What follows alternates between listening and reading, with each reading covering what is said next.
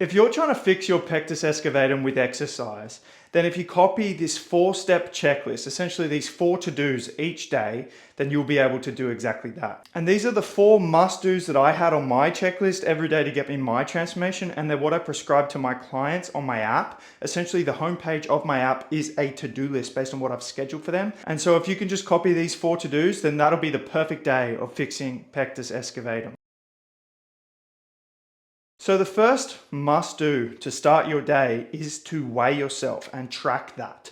Okay, now the reason you want to weigh yourself if you're trying to fix your pectus with exercise is, for most of you, that's going to involve gaining weight. If you're skinny, it makes pectus look a lot worse. But on the contrast, if you're overweight, that also makes pectus look a lot worse. So you're either going to be gaining weight or losing fat. Either way, your scale is either going to be wanting to probably go up or down. Some of you will be recomp, but most of you will have a clear defined gaining or cutting target, which is important if you're trying to change your body.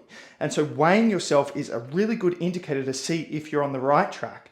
And you want to do it first thing in the morning so all other variables are consistent in terms of the amount of clothes you're wearing and the amount of food you've eaten. So for me, transforming my body through bodybuilding, one of the first and most important things I learned to do when I started getting a good result was to weigh myself, because it's the best metric that you can easily track to determine if you're on the right track. And you should have a clear intention with what you're trying to gain. For example, a lot of my clients who are skinny, I tell them, okay, the intention is to gain 1 to 2 kilos a month, so 2 to 4 pounds a month. So you should have an intention about what that number is trying to do, and then you should be weighing and recording that number. So that's the first thing you want to do.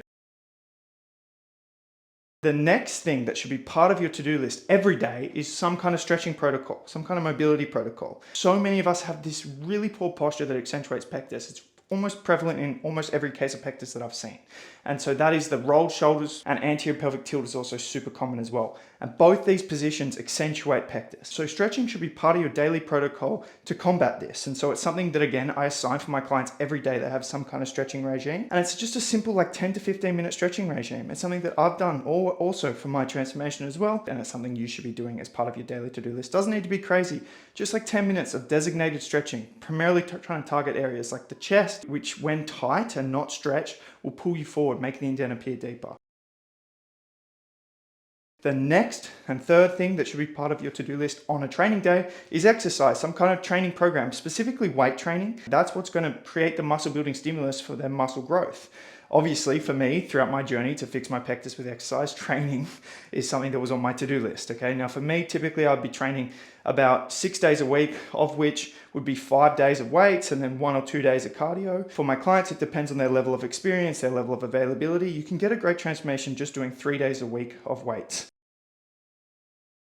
And then the last thing that should be part of your to-do list is to track your food, okay? So on my clients' profiles, on their dashboard, one of their things is to track their food and hit their calorie and protein targets, because ultimately with nutrition to build muscle, it comes down to the quantities of calories and the quantities of protein that you eat. So this is something that I educate my clients on, is how to track their food, and I give them a calorie and protein target. There you go, guys. They are the 4 must-dos if you have pectus. So you must be weighing yourself to monitor how your weight is changing in response to the training and your nutrition. And so we want data points for training and tracking progressive overload, tracking your training, data points for your nutrition, and data points for your body weight. And then we also want to be stretching. So if you can start implementing that, if you can have on your day as a to-do list each day, those 4 things, I promise you, you will start to get a really good transformation. Now, obviously you need clear calorie and protein targets, you need clear weight goal intentions, and you need a good training program and stretching program. So if you want an effective regime, then that is what my coaching is all about. So if you want to sign up for that, then there's still spots available, and the 2026 Pectus Transformation Challenge still has some intake live now.